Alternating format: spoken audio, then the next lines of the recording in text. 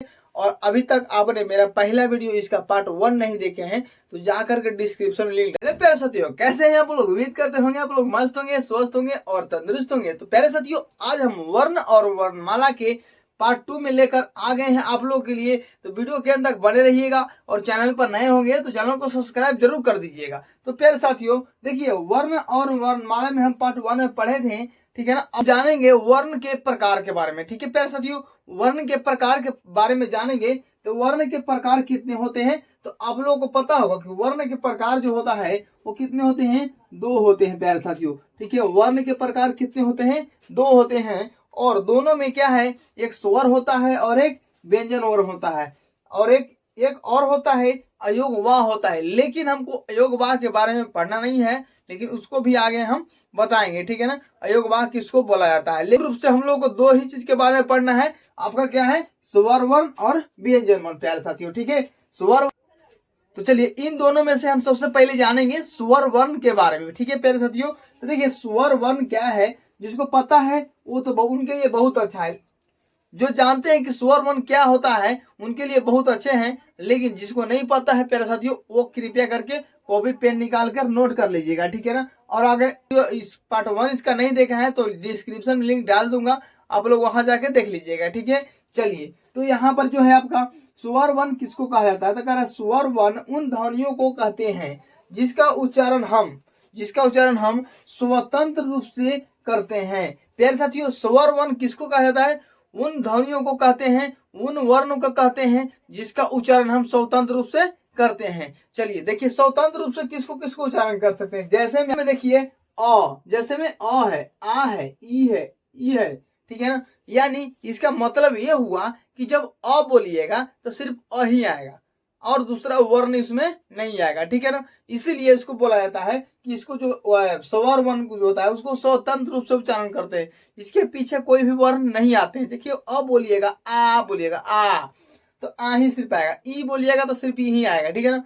दीर्घ ई बोलिएगा, ठीक है ना, तो ई बोलिएगा या ऊ बोलिएगा तो ऊ ही सिर्फ आएगा, ठीक है ना। तो इसीलिए इसको बोला जाता है कि जो स्वर वर्ण है ना वो क्या है, स्वतंत्र रूप से पाए जाते हैं, यानी कि स्वतंत्र रूप से उच्चारण किया जाता है, ठीक है प्यारे साथियों। उम्मीद करते हैं आप लोग को समझ में आगे होंगे। उसके बाद जो आपका है कह रहा है ना, स्वर वर्ण जो होते हैं ना, लिखने के आधार पर स्वर वर्ण 11 होते हैं।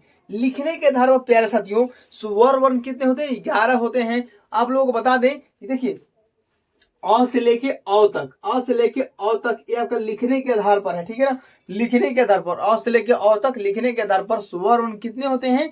11 होते हैं। ऐसे ऑब्जेक्टिव पूछेगा आपको कि लिखने के आधार पर स्वर वर्ण कितने होते हैं? 11 होते हैं, 10 होते हैं, 12 होते हैं, ठीक है, 13 होते हैं। तो आप लोगों को क्या मारना है? 11 मारना है, ठीक है प्यारे साथियों। उसके बाद जो है आपका उच्चारण के आधार पर स्वर वर्णों की संख्या 10 होती है।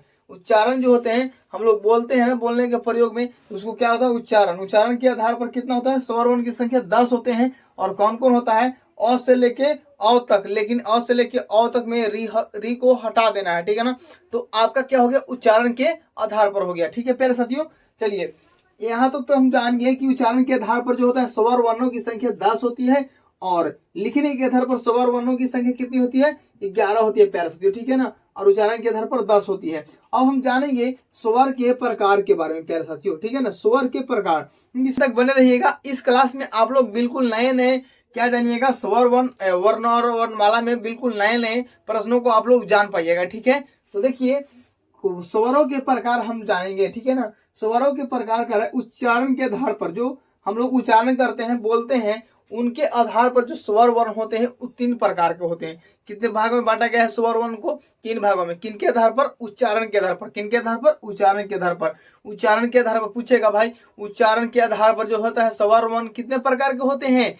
तो 3 प्रकार के। लेकिन यहाँ पर एक डाउट होगा, जब पूछ देगा कि उच्चारण के आधार पर स्वर वर्णों की संख्या कितनी होती है, संख्या पूछेगा। क्या पूछेगा? संख्या। तो 10 मारिएगा, और प्रकार पूछेगा यानी भेद पूछेगा तो 3 मारिएगा, ठीक है ना। उम्मीद करते हैं आप लोगों को समझ में आ गया होगा। और उच्चारण के आधार पर स्वर वर्णों की संख्या जो होती है ना, प्रकार जो होती है ना, वो 3 होती है प्यारे साथियों।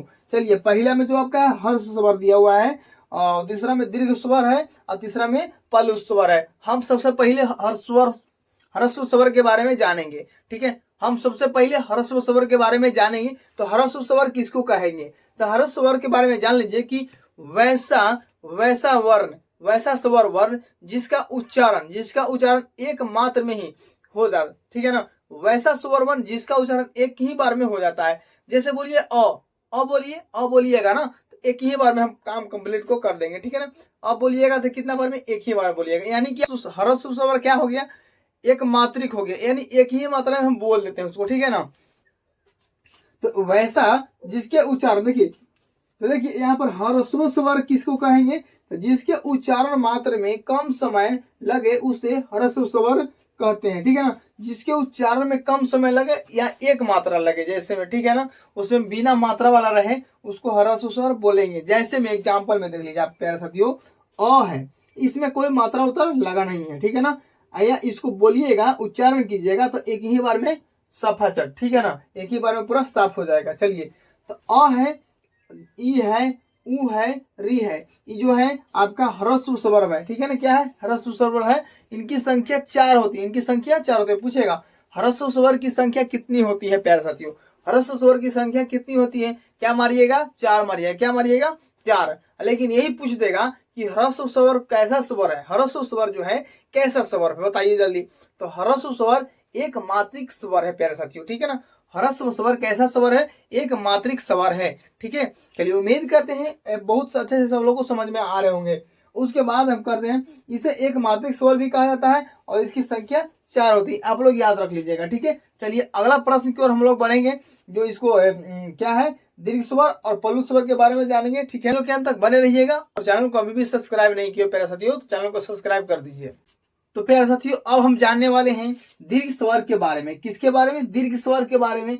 दीर्घ स्वर क्या होता है? तो प्यारे साथियों, दीर्घ स्वर वैसा स्वर होता है जिसके उच्चारण करने में हर स्वर से दुगना समय लगता है। प्यारे साथियों, वैसा स्वर जिसका उच्चारण करने में, मुंह से बोलने में हर स्वर से दुगना समय लगेगा उसको हम दीर्घ स्वर बोलेंगे। दुगना दीर्घ, यानी कि दीर्घ स्वर हर स्वर से ज्यादा समय लगेगा, दुगना समय लगेगा, उसको हम दीर्घ स्वर बोलेंगे, ठीक है ना। अब दीर्घ स्वर किसको बोलेंगे? जैसे में आपका आ, जैसे अ बोलिएगा तो आपका स्वर हर्ष स्वर हो जाएगा। अ से दुगना बोलने में लगता है समय आ में, आ, है ना, आ, उ दुर्घऊ, ऐसा करके बोलिएगा। तो यहाँ पर क्या हो जाएगा आपका, जो हर्ष स्वर से ज्यादा समय लगता है दीर्घ स्वर में, यानी दुगना समय लगता है बोलने में, उसको क्या हम बोलेंगे? दीर्घ स्वर। क्या बोलेंगे? दीर्घ स्वर बोलेंगे। इनकी संख्या 7 होती है। इनकी संख्या कितना होता है? 7 होता है। दीर्घ स्वर की संख्या क्या होता है? 7 होता है। उसे द्विमात्रिक स्वर कहते हैं। अब द्विमात्रिक स्वर क्यों कहा जाता है? देखिए, यहाँ पर जो अ है, अ पर एक मात्रा और हो गया, ठीक है ना। अ एक मात्रिक है, अ पर एक मात्रा और हो गया तो इससे द्विमात्रा हो गया, तो इसको द्विमात्रिक बोलेंगे, ठीक है ना। ई है, ई पर ऊपर आकार हो गया तो उसको दो मात्रा हो गया तो द्विमात्रिक हो गया। ऊ है, ऊ में एक मात्रा लग गया, जैसे यहाँ पर पोछी लटक गया तो दो मात्रा हो गया, तो यहाँ पर क्या बोलेंगे? द्विमात्रिक बोलेंगे प्यारे साथियों, ठीक है। चलिए, उम्मीद करते हैं आप लोगों को समझ में आ गया होगा। उसके बाद हम जानेंगे प्लुत स्वर के बारे में। प्लुत स्वर क्या होता है? वैसा स्वर। प्लुत स्वर वैसा स्वर है जिसकी उच्चारण करने में, प्लुत स्वर वैसा स्वर है जिसका उच्चारण करने में तिगुना समय लगे, दीर्घ स्वर से तिगुना समय लगे, उसको क्या बोलेंगे? हम प्लुत स्वर बोलेंगे। क्या बोलेंगे प्यारे साथियों? प्लुत स्वर बोलेंगे, ठीक है ना। प्लुत स्वर बोलेंगे, जैसे बाप रे, क्या बोलिएगा ना, बाप रे मोहना, है ना, रे फलानावा, तो बोलिएगा ना तो दीर्घ स्वर से ज्यादा समय लग रहा है ना। दीर्घ स्वर जैसे राम, है ना, श्याम, तो ये सब क्या है आपका? दीर्घ स्वर से ज्यादा तिगुना समय लगता है, तो प्लुत हो गया। क्या हो गया? प्लुत हो गया, ठीक है ना। जैसे किसी का नाम लीजिएगा, किसी को बुलाइएगा, अरे फलानावा, है ना, तो फलानावा धरिएगा, नाम कोई को धर दीजिएगा तो यहाँ पर बहुत समय लग रहा है, तिगुना समय लग रहा है, बोलने में अधिक समय लग रहा है, तो यहाँ पर जो हो जाएगा आपका प्लुत हो जाएगा, ठीक है प्यारे साथियों। चलिए, तो प्यारे साथियों देखिए, जीव के प्रयोग के आधार पर जो स्वर वर्ण होते हैं ना, जीव के प्रयोग के आधार पर स्वर वर्ण की संख्या कितना होता है? तो यहाँ पर जो हो जाएगा 3 होगा। कितना हो जाएगा? 3 होगा। जीव के प्रयोग के आधार पर जो हम जीव से बोलते हैं ना, उसको स्वर वर्ण को, तो उसको बांट दिया गया। जैसे अपैया है, उसको अ से लेके अन तक, अह तक उसको बांट दिया गया है, ठीक है ना। जीव के आधार पर, उच्चारण के आधार पर इस क्या होते हैं? जीव के आधार पर 3 होते हैं। जीव के प्रयोग के आधार पर कितने होते हैं? 3 होते हैं। पहला जो होता है अग्र स्वर, क्या होता है? अग्र स्वर। और दूसरा में क्या है आपका? मध्य स्वर। और तीसरा में है पश्च स्वर। ठीक है ना। तो हम अब अग्र स्वर के बारे में जानेंगे। किसके बारे में जानेंगे? अग्र स्वर। अग्र स्वर के मतलब समझिए पहले। अग्र मतलब आगे, स्वर मतलब जैसे में अपया हो गया, ये सब क्या हो गया? स्वर हो गया। ठीक है ना। तो यह आपका अग्र स्वर मतलब होता है, अग्र स्वर वैसा स्वर जिसका उच्चारण जीव के, देखिए जीव के प्रयोग के आधार पर है ना, जीव के प्रयोग के, तो वैसा स्वर वर्ण जिसका प्रयोग जीव के अगले हिस्से से किया जाता है ना। एक जीव है जिसके जीव के अगले हिस्से से कीजिएगा तो वही उसी को क्या बोलते हैं? हम अग्र स्वर बोल देंगे। ठीक है ना। जैसे में क्या हो गया? ठीक है। तो ये आपका क्या हो गया? अग्र स्वर हो गया। जैसे में देखिए अग्र स्वर क्या हो गया? जैसे में बोलिए ई बोलिएगा ना, तो ये वाला थोड़ा सा दबेगा ई। ठीक है ना। तो ये सट जाएगा थोड़ा सा, तो यहाँ पर क्या होगा? ई दीर्घ ई को अग्र स्वर बोलेंगे। जैसे अग्र स्वर जो है इसकी संख्या कितनी होती है? पूछेगा कि अग्र स्वर की संख्या कितनी होती है, तो अग्र स्वर की संख्या 4 होती है। कितनी होती है? 4 होती है प्यारे साथियों। ठीक है। जैसे ई हो गया, बड़ा ई हो गया, ए हो गया, बड़ा ए हो गया। ठीक है ना। तो यहाँ पर अग्र स्वर की संख्या कितनी हो जाएगी? 4 हो जाएगी। ठीक है। उसके बाद हम आते हैं मध्य स्वर में।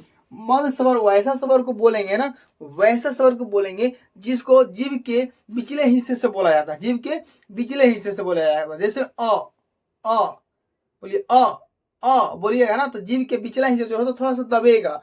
क्या होगा? बोलिए अपने बोल से उच्चारण कीजिए। बोलिएगा ना तो दबेगा। तो यहाँ पर क्या हो जाएगा आपका? क्या हो जाएगा? ये आपका मध्य स्वर हो जाएगा। जिसको बीच के पिछले हिस्से से बोलेंगे उसको मध्य स्वर बोलेंगे प्यारे साथियों। ठीक है ना। तो इन जो मध्य स्वर होता है इनकी संख्या कितनी होती है? 1 होती है। इनकी संख्या कितनी होती है? 1 होती है। चलिए उम्मीद करते हैं यहाँ तक आप लोगों को समझ में आ गया होगा। ठीक है ना। अब जानते हैं पश्च स्वर के बारे में। तो पश्च स्वर वैसा स्वर को कहते हैं जिसका उच्चारण जीव के सबसे अंतिम हिस्से से किया जाता है। अंतिम हिस्से मतलब समझिए लास्ट वाला हिस्सा। ठीक है ना।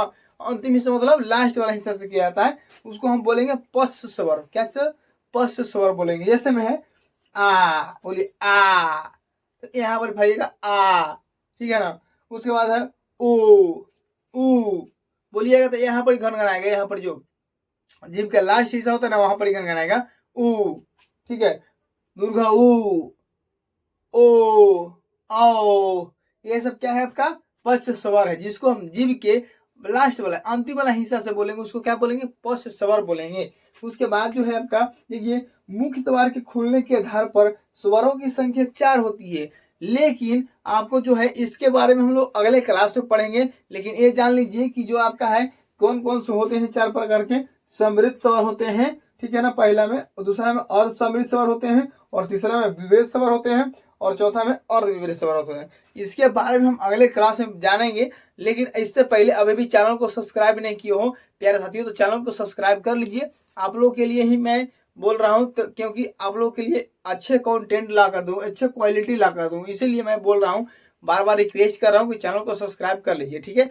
और अभी तक आपने मेरा पहला वीडियो इसका पार्ट 1 नहीं देखे हैं तो जाकर के डिस्क्रिप्शन में लिंक डाल देंगे, देख लीजिएगा।